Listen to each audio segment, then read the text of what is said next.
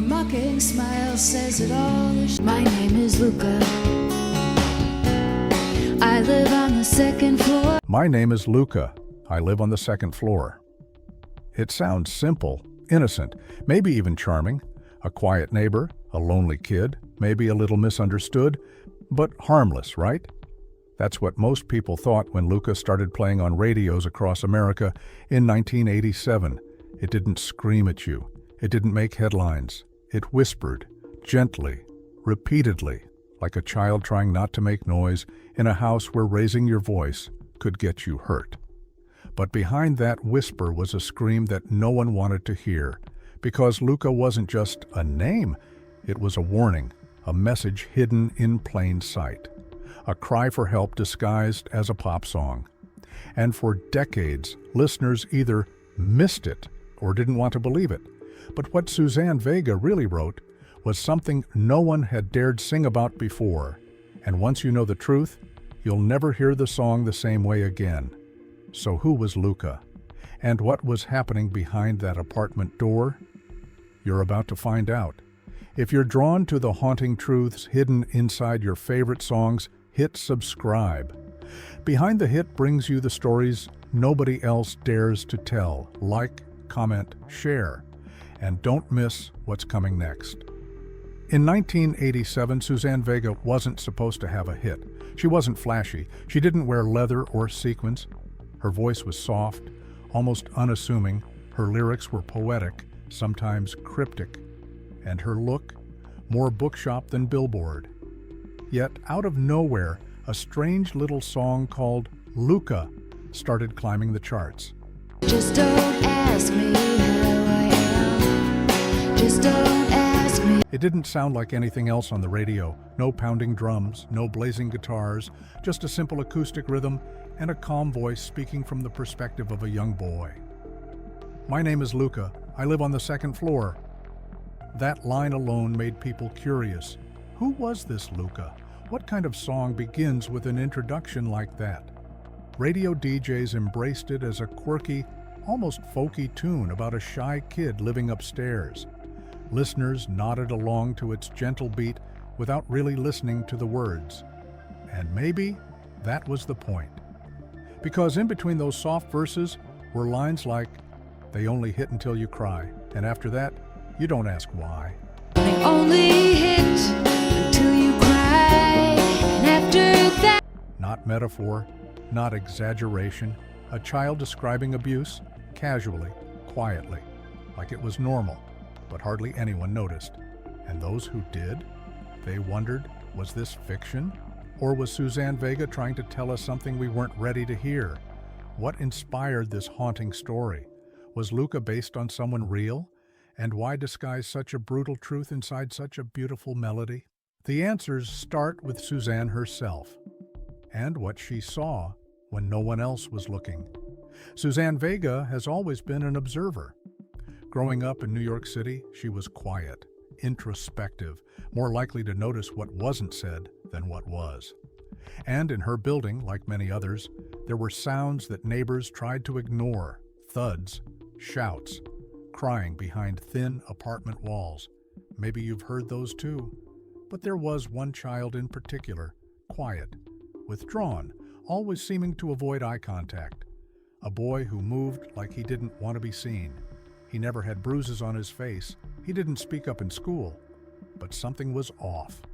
Suzanne watched him from a distance, and her gut told her this child was living in fear. She never learned his name. He never said a word.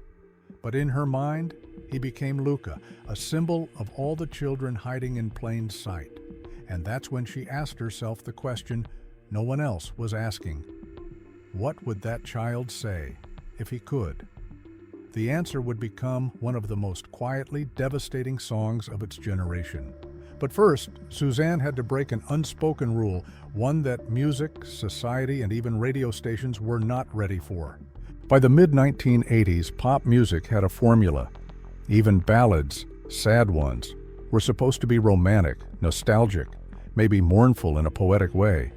But abuse, child trauma, that was too dark, too personal, too dangerous.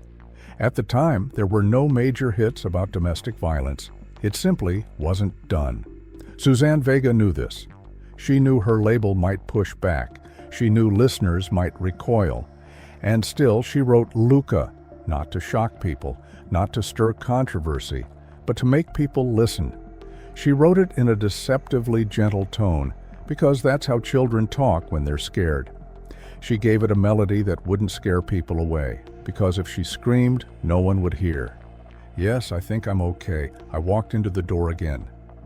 A line so subtle, so chilling, it went right over people's heads. And then came the bigger question. Would anyone even notice what she was really saying? To almost everyone's surprise, especially Suzanne's, Luka became a massive hit. It reached number 3 on the Billboard Hot 100. It was nominated for 3 Grammy Awards. It became one of the most played songs on American radio in 1987. But here's the twist. Most people who heard it had no idea what it was really about. DJs introduced it like a quirky story song. MTV aired the music video without warning viewers what it truly depicted. Some fans even wrote Suzanne letters thanking her for a cute or catchy song. She was stunned, because while the world was humming along to Luka's name, very few stopped to ask, why is this child telling us he walked into a door again? Why does his voice sound so practiced, so rehearsed, like he said it 100 times before? And what kind of world are we living in, where a song about child abuse can be played 1,000 times and still be misunderstood? Was it denial, ignorance, or was Suzanne too subtle? That question haunted her. But then something unexpected happened, something that proved the song had struck exactly the nerve she'd hoped to reach. And it started with a single letter. One day, a letter arrived for Suzanne Vega. It wasn't from a record label executive or a journalist. It was from a woman, anonymous, careful with her words, but unmistakably raw. She wrote, "I was abused as a child. No one ever knew. But I heard your song, and for the first time, I felt seen." Other letters followed. Survivors, social workers, teachers, people who had lived Luka's story or had seen it unfold in someone else's eyes. Each one said the same thing. Thank you. They didn't need the song to scream. They didn't need bruises to be shown. They heard what others missed, the pain between the lines. For them, Luka wasn't a puzzle to decode. It was a mirror. Suzanne kept those letters. She said they meant more than any award, any chart position, any radio play. Because they were proof that Luka was real. Not as one boy, but as a voice for thousands of silent children. Still, one question remained. Why did she write the song from Luka's point of view? Why not sing it as a witness or as herself? The answer lies in something even more heartbreaking. Suzanne Vega could have told the story differently. She could have written Luka as a narrator, a concerned neighbor, a distant observer, even herself. But instead, she made a bold and chilling choice. She became Luka. She stepped into the mind of a young boy who was too scared to speak the truth directly. She took on his voice, his fear, his silence. Why? Because she knew that no one listens to the adults. People tune out lectures, they flinch from graphic confessions. But a child? A child trying to act like everything is normal? That's what stays with you. I think it's because I'm clumsy. I try not to talk too loud. I think it's 'cause I'm clumsy. I try not to talk too loud. These aren't just lyrics. They're survival tactics. Suzanne once explained, "The song is about a child who's trying to maintain dignity in a terrible situation." It wasn't just about abuse, it was about shame, and how deeply it buries itself in a child's mind. By becoming Luka, she forced the listener to confront what it feels like to excuse pain, to normalize fear, to smile through bruises. But here's the part that stings the most. Even when she gave Luka a voice, people still didn't want to hear it. Which raises a haunting question. If we didn't listen when a child was finally speaking, what does that say about us? In an era dominated by glamorized videos and flashy effects, Suzanne Vega's video for Luka was quiet, almost too quiet. Directed by Michael Patterson and Candice Reckinger, the video featured actor Jason Serbone, just a child then, portraying Luka. He walks city streets alone, sits in shadows, lingers near stairwells, like he's afraid to go home. The visuals were haunting but subtle. No bruises, no violence, just absence of joy, of safety, of protection. And that silence was intentional. The directors wanted to show how abuse hides in plain sight, in the stillness, the hesitation, the way a child stares at the floor. No need for explicit imagery. The horror was in what you didn't see. But not everyone understood. Some networks hesitated to play the video during daytime hours. Critics didn't know how to categorize it. Was it art? Protest? Trauma? And Jason Serbone, who would later become known for roles in The Sopranos, later admitted he didn't fully grasp what the video was about until years later. But those who did understand, they were never the same after watching, because once you saw Luka's eyes, his fear, his fake smile, his loneliness, you couldn't pretend it was just a song anymore. It was real, and it was happening everywhere. But why did Suzanne choose to keep the song so understated when she could have exposed everything more directly? What was she protecting? The answer reveals a truth even more powerful than the song itself. Suzanne Vega made a choice, one that confused many and angered some. She didn't scream, she didn't cry out, she didn't raise her voice in Luka. Instead, she whispered. Yes, I think you've seen me before. And to some, that seemed wrong. Wasn't a song about abuse supposed to be loud, raw, furious? But Suzanne knew something the rest of the world often forgets. Most abused children don't scream. They learn early how to make themselves small, to deflect, to explain, to hide the truth in polite phrases and nervous smiles. Yes, I think I'm okay. Yes, I think I'm okay.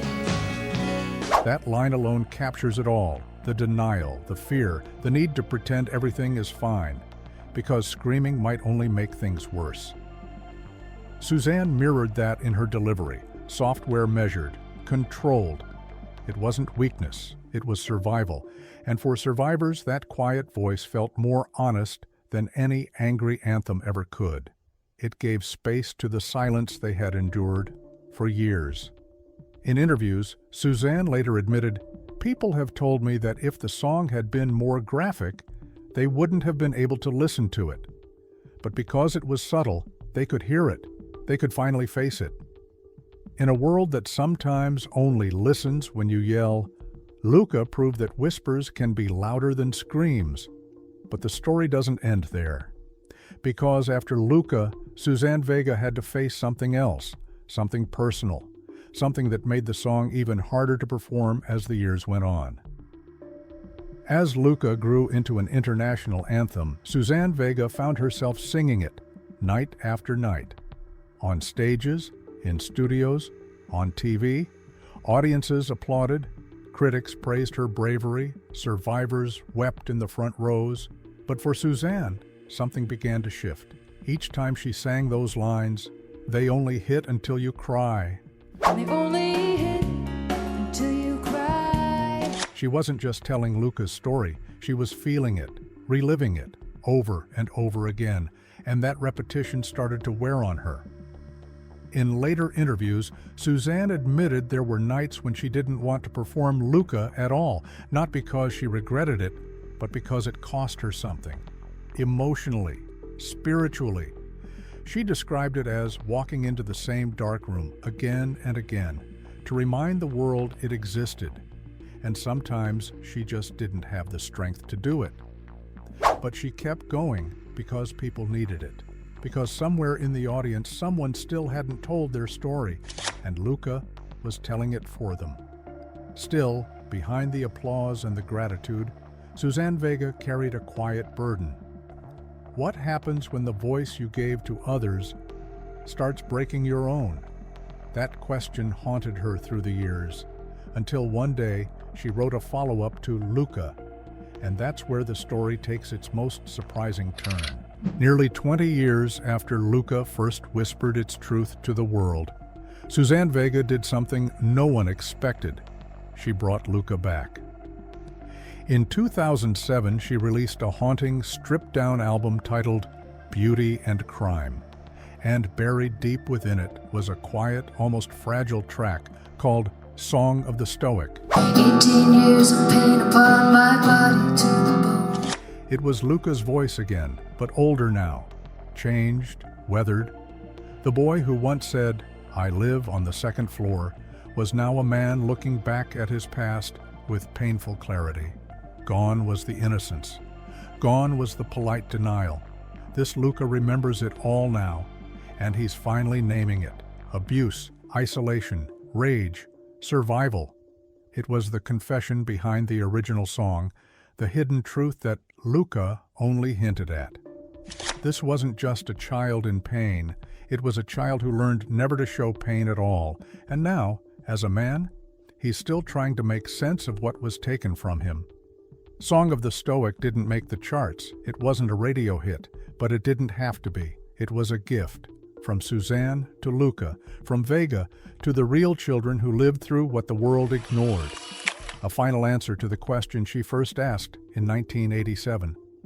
What would that child say if he could speak? Now he speaks. Now he remembers. Now he survives. And in doing so, Vega showed us something rare in music. A story that doesn't end with trauma. It continues. It reflects. It heals. But the healing is slow and not always complete. Because here's the quiet tragedy. Even as Luka grew up, so did the silence around him. For all the praise, the awards, the letters, Luka is still a song that most people don't fully understand. Even today, decades later, it slips past casual listeners.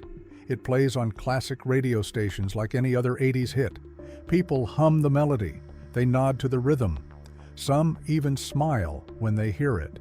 And yet, they only hit until you cry. Those words are still there, hiding in plain sight. That's the cruel brilliance of Luka. It mirrors real life.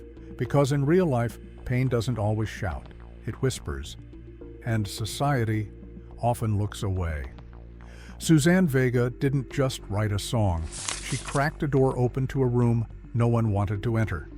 She gave voice to thousands of children who had no voice, and in doing so, she risked being ignored, misunderstood, or worse, dismissed. But she did it anyway, because Luka wasn't meant to make you feel comfortable. It was meant to haunt you, to challenge you, to stay with you long after the music faded. And if you've ever heard that song and thought, that sounds familiar, maybe it is. Maybe you were Luka, or maybe you knew one. And maybe the reason the song still matters is because somewhere, right now, another child is whispering the same lines, waiting for someone, anyone, to hear them.